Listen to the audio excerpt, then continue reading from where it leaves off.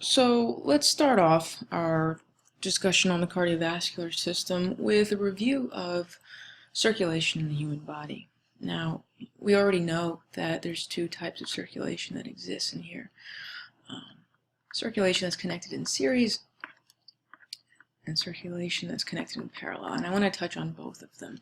On this page, I'll mention the series circuit. Now, before I even begin, it's important to know just how important the cardiovascular system truly is. And typically they say it's because, yes, we need to deliver oxygen and nutrients to all the vital organs in our body, and we need a way to remove the carbon dioxide and waste. But, it's almost an overly simplistic view of how vital our circulatory system is. For example, if this system wasn't working, just normal science. If you take a molecule of oxygen and you ask it to move, say, 100 micrometers via passive diffusion. Remember, it's oxygen travels via passive diffusion. It's going to take it literally 5 seconds to do that. Now, that's insane, because imagine how far this molecule of oxygen has to travel through the blood, and if you kind of compound this number over here, it's going to take a hell of a long time for oxygen to go anywhere. So it's vital that we have a pump and tubing system that's going to push this wherever it needs to go, right? So first let's talk about the cardiopulmonary system. To make it overly simplistic, there's a two-pump system. Right heart is pump 1, left heart is pump 2, right? We have blood that's going to the lungs, we have blood that's going to the body. Now, let's talk about a normally functioning cardiopulmonary system. Imagine that we have a bucket of water and it's connected to two pumps. So everything is connected all together. The sole job of pump 1 is to squeeze down and to push this water into pump 2. Pump 2's job is to squeeze down and push this water back to pump 1. And this is supposed to go on for forever, indefinitely, right? So you can imagine that in order to keep this X amount of water the same, both pumps have to be functioning equally well. Problem is when one of the pumps starts to fail. So say, for example, pump 1 pushes this water into pump 2, and pump 2 gets all this water. But, pump 2 is a little under the weather. It's not functioning very well, maybe because of coronary artery disease, maybe because of an MI, maybe because of cardiomyopathy or a valvular dysfunction. For whatever reason, pump 2, when it squeezes down, is not going to squeeze down very hard. So when it sends the water back to pump 1, say, for example, it's only going to get about half of what it started with. Now, pump 1 is fine. He's chilling. Like, there's no issue with him. When he sends this water back, the same amount of water is going to get there. And the water that gets there is, well, half of the tank. Now, again, pump 2 is still not functioning very well. When it clamps down on this, what is essentially now half of the tank is not going to get to pump 1. Only a quarter of the tank is going to get to pump 1. So the water that pump 1 sees is going to be minuscule. But again, pump 1 is working fine. When it sends this back to pump 2, it's going to get that same minuscule amount back. So you can imagine that if one part of this system connected in series fails, the whole system is going to dry out. And this person is going to be dead. And the thing is, sometimes this happens quickly, or sometimes this happens over half a century. It takes a while.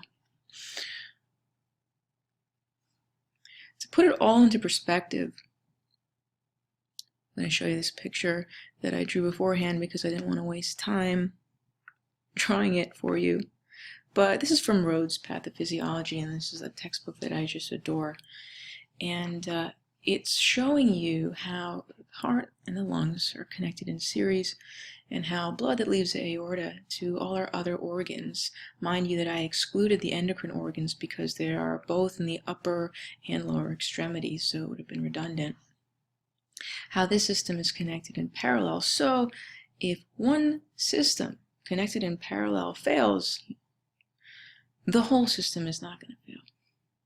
So the exception to that rule is the blood supply to the liver, in which the liver is receiving the splanchnic blood through the portal vein, and it's leaving through the hepatic vein going up to the IVC. This is connected in series to the systemic circulation. So you can imagine that if this component fails, then everything else is going to back up or fail with it.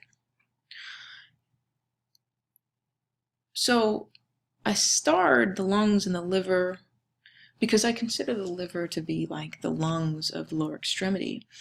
Both the lungs and the liver are receiving two types of blood. One type is the deoxygenated blood, which is coming from the pulmonary artery, for example, or it's coming from the portal vein. But at the same time, it's receiving oxygenated blood that's carrying oxygen and nutrients that it needs to survive. For example, the lungs are getting that from the bronchial circulation, which drains back into the pulmonary vein. And the liver is receiving that from the hepatic artery. If not, these organs, which are doing such a crucial job in the upper and lower extremities, would fail to function. Note also that the circulation through the nephron goes through the glomeruli first and then to the tubules. You know, in order for the tubules to see blood, it has to go through the glomeruli. So if there's a lack of blood flow to the glomerulus, you can understand why there's going to be some ischemia and potentially necrosis of the tubules downstream, which is why we may see casts in the urine. To kind of highlight the point of the bronchial circulation, which I really think is like the underdog of our circulation, I just wanted to bring up this picture which shows blood supply from the bronchi to the bronchioles, the alveolar ducts and sacs. And here you can see, I already drew on this. Here you can see the pulmonary artery is bringing in all this deoxygenated blood, but at the same time, you have the bronchial artery bringing in oxygenated blood. And there is an extensive amount of anastomoses between these two circulations that kind of spares the lung tissue from becoming ischemic. And if you consider all of the organs in the body that can become ischemic, the lungs are relatively well spared from that, even in the face of emboli. Say, for example, there's a big embolus blocking up this space. If you look up in Robbins and also in Rhodes physiology, there's a range. It says this embolus actually has to block 60 to 75% of circulation to the lung before there's sudden death. This has got to be a huge embolus. Typically, it's a saddle embolus that's going to cause cor pulmonale and sudden death. So, a person could be walking around with these small emboli in different parts of their lung, and they may have chest pain every now and then, or shortness of breath. But people go on living their lives without any type of sudden failure of the respiratory system. And so, in large part, it is because of this collateral circulation and the anastomoses that exist. All right, let's move on to the next topic.